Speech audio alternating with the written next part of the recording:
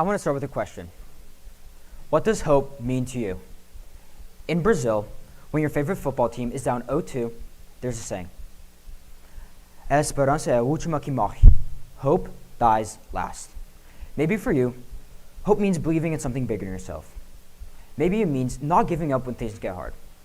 For me, it's always been something different. It's been a bridge between the struggles of today and the strength passed down from those before us. In 2021, I moved to Mountain View, right before the start of 7th grade. I didn't know anyone, didn't know the streets, and if you'd ask me where I lived, I'd just point in a random direction, praying that I sounded confident. And I was somewhere close to being right. On my first day at Block Middle School, I walked onto campus feeling completely out of place. Everyone seemed to know exactly where they were going already. They had people to talk with, places to sit, and friends to laugh with. I had none of that.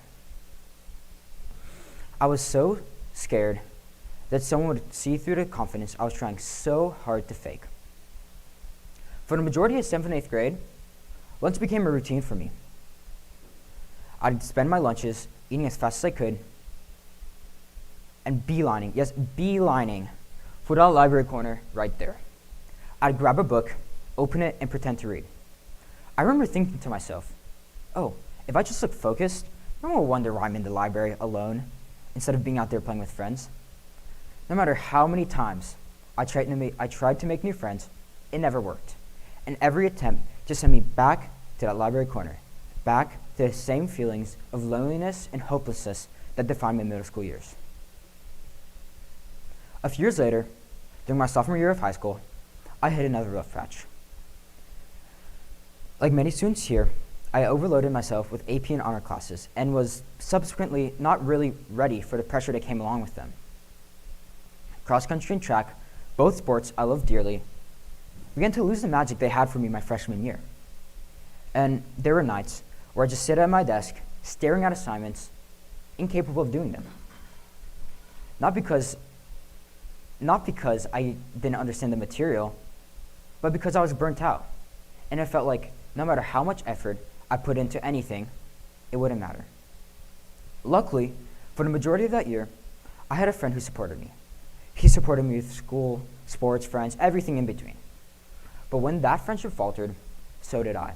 And for the first time since 8th grade, since that library corner, I was back to the same feelings of loneliness and hopelessness. But this time, it wasn't a place. It was something I was carrying with me. I spent the majority of that summer after my sophomore year in Brazil with my relatives, sleeping, barely eating, barely talking, and binge watching Grey's Anatomy. Yeah, as depressing as it sounds. It really felt like, at the time, I'd lost everything I'd built since 8th grade, even though that wasn't true at all. Now, you're probably expecting some dramatic, cliche turning point about how I suddenly gained hope and persevered through all of the things, struggles, problems I was facing.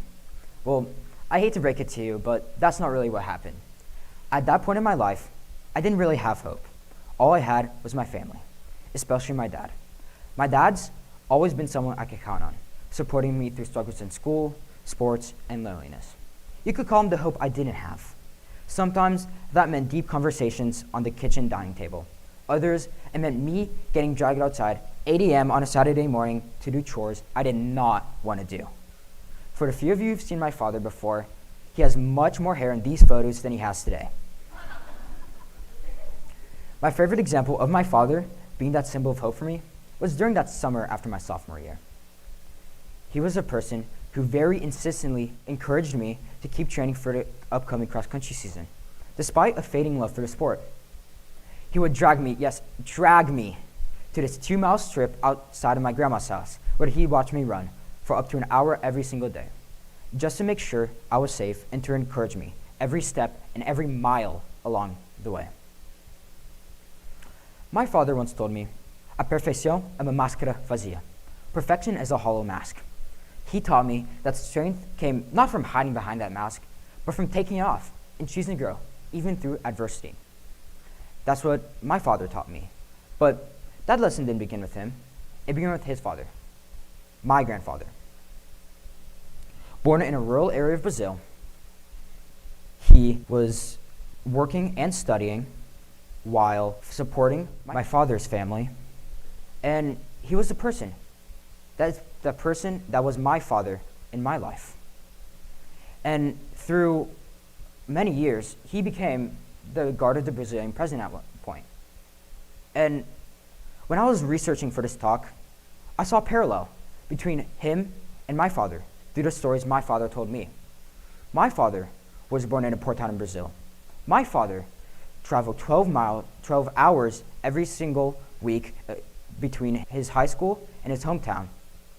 He lived alone at 15 in a massive city, Florianópolis, one of the biggest in Brazil, made his way to the top engineering school in the country, and raised a family, supporting his family, my family, all the way to Silicon Valley. Unfortunately, I never got to meet my grandfather. I don't know his voice, his presence. I only knew the stories that my father passed down to me. And strangely enough, that made his impact all the more clearer. I saw who he was through the man my father became, through who he was through the values my father carried forward, and through the way perseverance mattered more than comfort and growth mattered more than perfection.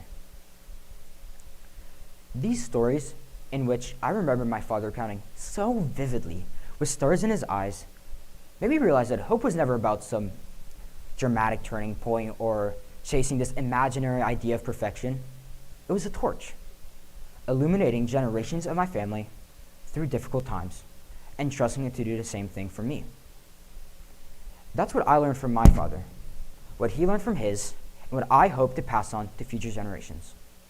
So when I lost that friend my sophomore year, all I could do was look towards my family for hope, because I knew that if they made it through these crazy struggles, I could too, especially with what I've been passed down, with the stories that I inherited, and with the hope I have. So I'm going to leave you with this. Think of someone in your life, family or not, that carried you through something difficult. Think about what they gave you and how it changed you. Now, carry that forward in the way that you show up for others, in the way you refuse to give up on yourself. Because who knows? Maybe you might become that source of hope for someone, even if they don't think they need it. And when hope is passed on from person to person, it becomes bigger than anybody. Hope wasn't just mine, it was theirs, and now it's ours. Thank you. Yeah!